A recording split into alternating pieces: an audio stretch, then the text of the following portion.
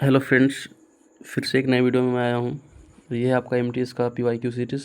ठीक है, मैंने ऑलरेडी 3 पीवाईक्यूज़ करा दिया है, तो आप अगर नहीं देखे होंगे तो देख लीजिए। ठीक है, और ये जो पीवाईक्यू सीरीज़ है ना, आप इससे जुड़ जाइए। जितने भी पीवाईक्यूज़ हैं, 300 पीवाईक्यूज़ है इसके, वो सारे सोल्व कराऊँगा मैं। तो ये आपका चौथा है। ठीक है, तो चलिए स्टार्ट करते हैं। कह रहा है कि किस घटना ने अशोक की प्रशासनिक नीति में गहरा परिवर्तन लाया है। मतलब एक युद्ध हुआ था आपका 261 ईसा पूर्व में। ठीक है, जिसको बोलते हैं कलिंग का युद्ध। ये जब हुआ ना, तो बहुत ज़्यादा ब्लडशेड हुआ था। ठीक है, बहुत ज़्यादा निर्दोषों की जान गई। तो अशोक जो है ना, वो सोचा कि यार ये जो रास्ता है इसलिए सही नहीं है। इसलिए जो है उसके बाद वो, उसका जो हृदय है वो परिवर्तन हो जाता है और वो बौद्ध धर्म एक्सेप्ट कर लेता है ना। उसके बाद बहुत सारी चीज़ें वो करता है, बौद्ध धर्म का बहुत प्रचार करता है। तो ये आपका कौन सा युद्ध हुआ? तो कलिंग युद्ध हुआ। ये तो नॉर्मल कोई भी जानता है आपका। आगे कह रहे हैं कि निम्नलिखित में से किस अधिनियम के तहत वॉरेन हेस्टिंग्स को बंगाल का गवर्नर जनरल नियुक्त किया गया था। देखिए, पहले बंगाल में, ठीक है, बंगाल, आपका कलकत्ता, ठीक है, ये सब प्रोविंसेस में क्या होता था कि अंग्रेज़ों के गवर्नर हुआ करते थे। पहले क्या होते थे, सिर्फ गवर्नर हुआ करते थे। लेकिन जब 1773 में जब रेगुलेटिंग एक्ट आया ना, तब बंगाल के गवर्नर को सिर्फ किसके, सिर्फ बंगाल के गवर्नर को गवर्नर जनरल बना दिया गया। ठीक है, तो आपके जो वॉरेन हेस्टिंग्स है ना, तो इनको जो है गवर्नर जनरल नियुक्त किया गया था किस अधिनियम के तहत? तो नियम कार्य अधिनियम या रेगुलेटिंग एक्ट 1773 के तहत। ठीक है, चलिए आगे क्या कह रहा है देखते हैं। सकल घरेलू उत्पाद जीडीपी का अनुमान लगाते समय केवल अंतिम वस्तुओं के मौद्रिक मूल्य को ही क्यों माना जाता है? इसके स्थिरता के कारण, ठीक है, दोहरी गणना की समस्याओं के कारण, उत्पादन प्रक्रिया के प्रत्येक चरण में जोड़ा गया मूल्य शामिल है। देखिए, जीडीपी होता क्या है पहले ये समझिए। तो जीडीपी का फुल फॉर्म जो होता है वो होता है ग्रॉस डोमेस्टिक प्रोडक्ट। ठीक है, ये होता है कि जैसे आपका कोई देश का सीमा के अंदर जितने भी वस्तु उत्पादित हो रही है, ठीक है, मतलब, और एक फिक्स टाइम लिमिट होता है, तो हम उससे गणना जीडीपी क्या करते हैं। ठीक है, यानी कि देश के सीमा के अंदर ही जो वस्तुएं उत्पादन हो रही है उस पर। तो इसमें कह रहा है कि वस्तु के अंतिम मूल्यों को ही क्यों माना जाता है। देखिए, इसमें क्या है ना कि जीडीपी में 3 प्रकार की वस्तुएं आती हैं। ठीक है, जैसे आपका आता है प्राथमिक, प्राथमिक वस्तु, प्राथमिक वस्तु, ठीक है, एक आता है माध्यमिक, और एक होता है आपका अंतिम वस्तु, अंतिम वस्तु। ठीक है, प्राथमिक वस्तु क्या होता है, जैसे आप कोई चीज़ बना रहे, जैसे आप बना रहे हो कोई लकड़ी का ड्रेसिंग बना रहे हो। ठीक है, तो ड्रेसिंग में जो उसका जो दरवाज़ा में जो लोहा का आप लगा रहे हो ना, ठीक है, तो ये आपका प्राथमिक वस्तु में आ गया। यानी कि कोई वस्तु बनाने के क्रम में अगर कोई बाहर से कोई वस्तु का यूज़ हो रहा है तो उसको प्राथमिक में डालते हैं। माध्यमिक क्या होता है कि जैसे लकड़ी, लकड़ी का ड्रेसिंग बना रहे हैं, तो आपका जो लकड़ी है ना, वो वही आपका माध्यमिक हुआ। माध्यमिक वो होता है जिसके हेल्प से आप सामान को बनाते हो, है ना। ठीक है, जिससे सामान बनता है। और अंतिम वस्तु क्या आपका ड्रेसिंग हो गया। अंतिम वस्तु आपका ड्रेसिंग हो गया, जिस जो जो कि आप ग्राहक के पास हो जाएगा, है ना। तो इसमें क्या है कि अंतिम वस्तुओं के ही मौद्रिक मूल्य को क्यों माना जाता है जीडीपी में? जीडीपी में इसलिए अंतिम वस्तुओं के मौद्रिक मूल्य को माना जाता है ताकि आपका बार बार क्या वो गणना ना कर सके। ठीक है, दोहरी गणना समस्याओं के कारण, यही आपका सही है। क्योंकि प्राथमिक माध्यमिक सबका जोड़ोगे तो उसमें क्या होता है, समस्या होता है। लेकिन लास्टली फाइनल जो मेरा प्रोडक्ट बना, ठीक है, तो वो उसका डायरेक्ट प्राइस हम लोग ऐड कर लेंगे। ठीक है, तो उससे हम लोग जीडीपी को अच्छे से अनुमान लगा सकते हैं। तो आपका जो ऑप्शन बी है ना, केवल सिर्फ यही सही है। चलिए आगे कह रहे हैं कि महाबलीपुरम में शोर मंदिर का निर्माण जो है किस वंश के राजा नरसिंह वर्मन के शासनकाल के दौरान किया गया था। देखिए, अगर आपको ये मालूम नहीं, अगर डायरेक्ट ये पूछ देता शोर मंदिर का निर्माण किसने कराया था, तो ये अलग चीज़ है। लेकिन इसमें नरसिंह वर्मन भी दे दिया।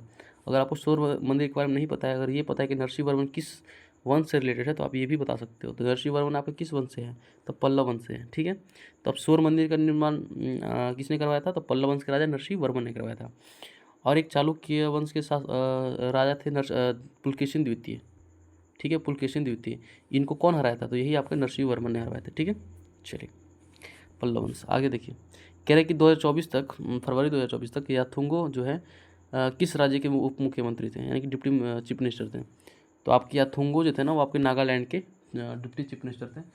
आप इसको नेगलेक्ट कर सकते हो क्योंकि ये करंट अफेयर्स है, अब 25 में नहीं पूछने वाला। ठीक है, चलिए कह रहे हैं कि निम्नलिखित में से कौन सी खनिज की कमी से होने वाली बीमारी है। तो रिकेटस जो होता है ना, वो विटामिन डी की कमी से होता है। ठीक है। स्कर्वी जो होता है वो विटामिन डी की कमी से होता है, लेकिन आपका जो घेंघा रोग होता है ना, वो आयोडीन की कमी से होता है, ठीक है, आयोडीन। तो आयोडीन एक प्रकार का क्या होता है, तो खनिज होता है, एक प्रकार आयोडीन जो होता है ना, एक प्रकार का एक खनिज होता है। तो आपका ऑप्शन डी जो है बिल्कुल सही हो जाएगा, आयोडीन। अब कह रहे हैं कि नागालैंड का सिखरनी जो त्यौहार है वो किस महीनों में मनाया जाता है, जो मिनी हॉर्निबल का हिस्सा है और जो पवित्रता के साथ मनाया जाता है। देखिए हॉर्निबल क्या है, तो हॉर्निबल जो है ना आपका, हॉर्नबिल होता है, सॉरी हॉर्नबिल, ठीक है, हॉर्नबिल जो फेस्टिवल है वो आपका नागालैंड में मनाया जाता है, ठीक है। और ये कब मनाया जाता है, तो 1 से लेके 10 दिसंबर के बीच में मनाया जाता है ना। और ये बहुत फेमस फेस्टिवल है, ये एसएससी में बहुत बार ये पूछा गया फेस्टिवल है हॉर्नबिल, ठीक है। तो आपका जो शेकरनी त्यौहार, अब इसको याद करिएगा, ठीक है, अब इसको जो है याद कर लीजिएगा ज़रूर। तो इसमें कह रहा है कि हाँ शेकरनी त्यौहार, तो शेकरनी त्यौहार भी एक इस हॉर्नबिल का एक पार्ट है। तो हॉर्नबिल तो दिसंबर में मनाया जाता है, तो शेकरनी है ना दिसंबर के बाद मनाया जाता है। तो कब मनाया जाता है, तो 25 फरवरी से आपका ये जो शेकरनी त्यौहार है ना, ये आपका सेलिब्रेट किया जाता है। चलिए आपका फरवरी हो गया।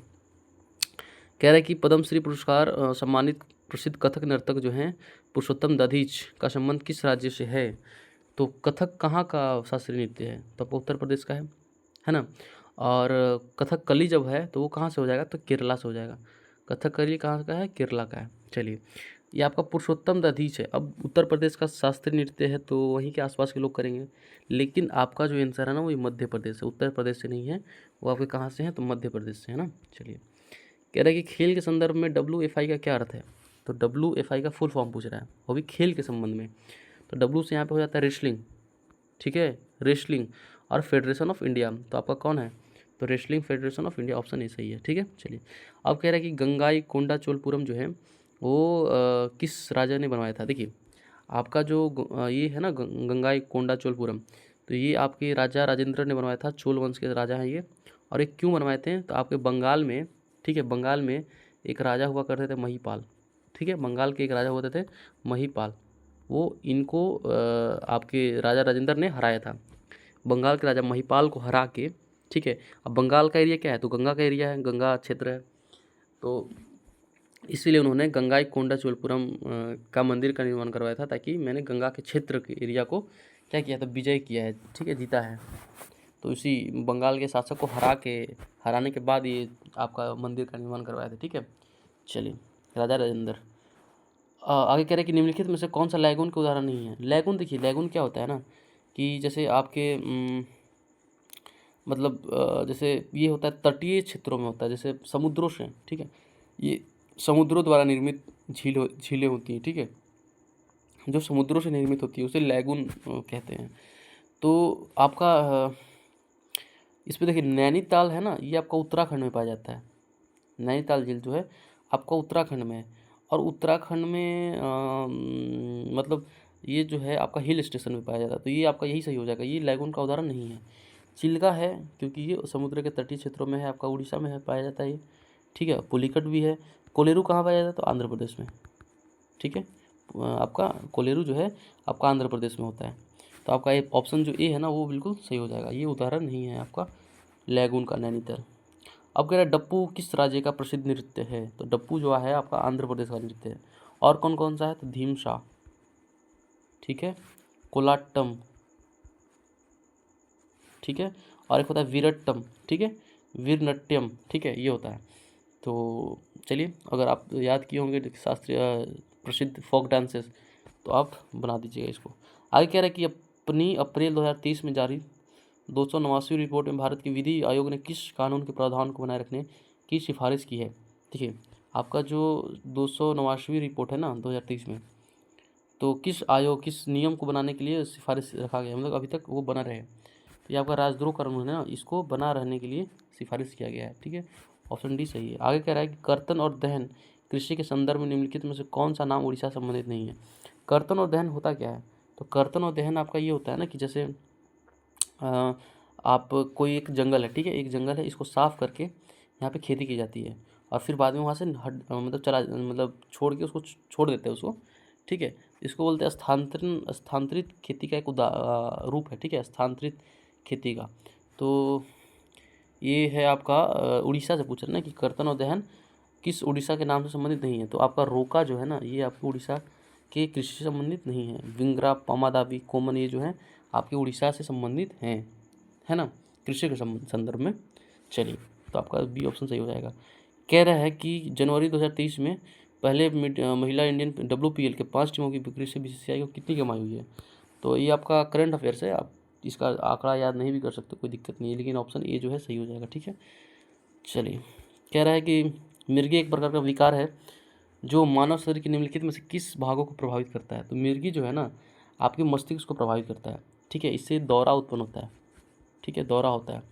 अब किसी अगर आप आसपास किसी को अगर मिर्गी हुआ है तो आप देखते हैं उसका मांसपेशियों में तो कोई अंतर नहीं होता, या त्वचा या दांत हड्डी, इसमें क्या ही नॉर्मल होता है, जैसा नॉर्मल इंसान होता है ना वैसे ही होता है, लेकिन सिर्फ उसके मानसिक चीज़ों पे उसका इफेक्ट पड़ता है। ठीक है, चलिए, मस्तिष्क कोशिकाएं। कह रहे हैं कि निम्नलिखित में से किस विकल्प में सभी सदिश राशियाँ हैं, यानी कि वेक्टर क्वांटिटी है। तो वेक्टर क्वांटिटी किसको कहते हैं, जिसमें मैग्नीट्यूड और साथ में डायरेक्शन भी हो।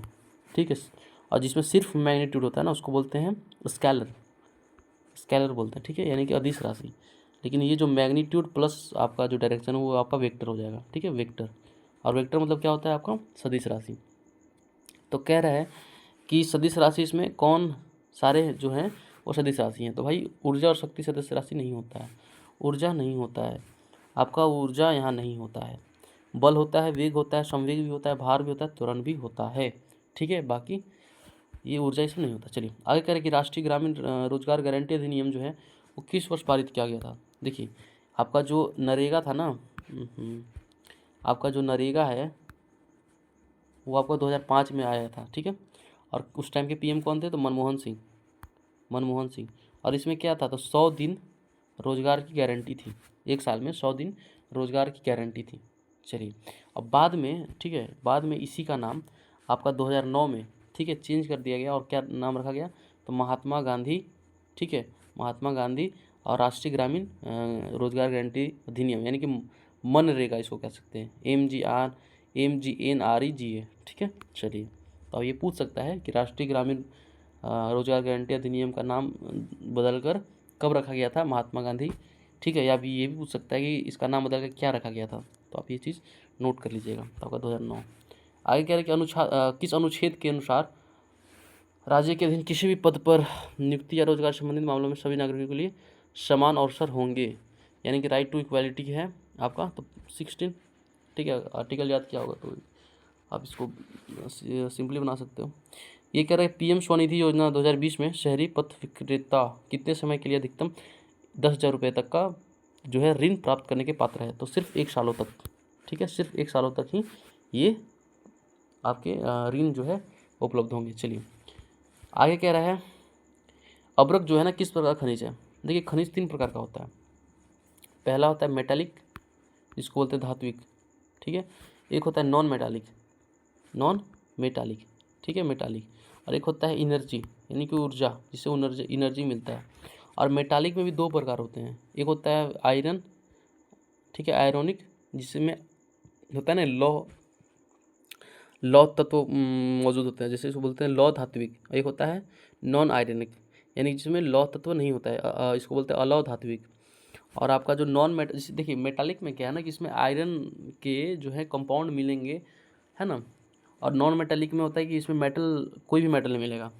ओके, अब मेटालिक में भी 2 होते हैं, इसमें एक आयरन और उसमें दूसरा में नॉन आयरन में आपको कोई और मेटल मिलेगा। लेकिन नॉन मेटालिक में कोई भी चीज़ें नहीं मिलती है, कोई भी मेटालिक चीज़ें नहीं मिलती है। जैसे अब अब्रक हो गया आपका, है ना, आपका टाइल्स हो गया पत्थर, ये सब चीज़ें जो है नॉन मेटालिक हो गया। और आपका एनर्जी जो है ना, एनर्जी किस रूप में आता है, जैसे आपका पेट्रोलियम हो गया, आपका डीजल हो गया, पेट्रोल हो गया, ये आपका एनर्जी के रूप में आता है। तो खनिज किस आपका जो पेट्रोल है वो किस खनिज का टाइप है, तो आपका एनर्जी का।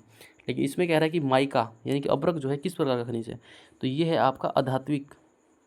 लौ धात्विक और अलौ धात्विक तो मेटालिक में आता है, तो मेटालिक तो अब्रक है ही नहीं। और ऊर्जा में तो पेट्रोल और ये आता है, तो आपका क्या हो जाएगा, अधात्विक हो जाएगा। ठीक है, चलिए अब कह रहा है कि भारतीय संविधान में क्वासी फेडरल शासन के मॉडल को किस देश ने लाया था। तो क्वासी फेडरल भाई आपका कनाडा से, ठीक है, कनाडा से आया था। आप ये जो भी आपका पॉलिटिक्स में है ना कि ये संविधान कहाँ से लाया गया था, जैसे आपका इमरजेंसी हो गया, आपका कह सकते हैं कि मतलब जो भी चीज़ें हैं, इमरजेंसी हो गया आपका, राष्ट्रपति शासन हो गया, राष्ट्रपति को हटाने की प्रक्रिया, ये सब कहाँ किस देश से आपका उधार लिया गया था, तो ये सब चीज़ याद कर लीजिएगा, इंपॉर्टेंट है, एग्जाम में पूछता है। कह रहा है कि निम्नलिखित में से किस व्यक्ति ने रामपुर का शाहसवान घराना स्थापित किया था। तो शाहसवान घराना 2 लोगों ने स्थापित किए थे, एक का नाम था महबूब खान, ठीक है, महबूब खान, और एक का नाम था इनायत हुसैन खान, इनायत हुसैन खान, ठीक है। तो इसमें किसका नाम है भाई आपका, तो इनायत हुसैन खान का नाम है। अच्छा, अमानत अली खान, अमानत अली खान आपके किस, तो आपका पटियाला घराना से, ठीक है, पटियाला। चलिए, और आपका करीम खान जो है ना, तो करीम से किराना, किराना याद रखेंगे, ठीक है, किराना घराना। चलिए, और घगे खुदा बख्श, खुदा बख्श से क्या होगा, तो आगरा, ठीक है, आगरा। आगरा का एक और था जिसका नाम तो क्या था, आगरा घराना है, तो सुजान खान, ठीक है, सुजान खान। चलिए, आपका कौन हो जाएगा, करीम, सॉरी, इनायत हुसैन खान ना। चलिए, कह रहा है कि कौन सा सामाजिक संगठन 1875 में स्वामी दयानंद सरस्वती द्वारा स्थापित किया गया था। तो आपका आर्य समाज, ठीक है, 1875 में स्वामी दयानंद सरस्वती ने स्थापित किया था। कहाँ किया था, तो मुंबई में, ठीक है, उस समय बॉम्बे था वो, मुंबई।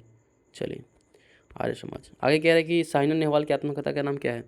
तो ये है आपका playing to win my life on and off court, ठीक है, आपका जो ये है ऑप्शन 2 है, बिल्कुल सही हो जाएगा। चलिए, एक बुक्स एंड ऑथर से नहीं देता है आपका, तो आप देखे होंगे कि किस तरीके का क्वेश्चन एमटीएस में पूछा जाता है, ठीक है। आप इसके पैटर्न को एनालिसिस कीजिए एंड इसके ऑप्शंस को भी देखिए कि ऑप्शंस क्या कह रहे हैं, ठीक है। जैसे ये आपका बुक हो गया स्ट्रेट फ्रॉम द हार्ट, तो ये सब बुक आप जो है ना, आप ऑथर का नाम याद कर लीजिए, ताकि एग्ज़ाम जो है ना ऐसे ही पूछता है। तो चलिए, अब यहीं पे वीडियो को अंत करते हैं। Thank you, bye bye.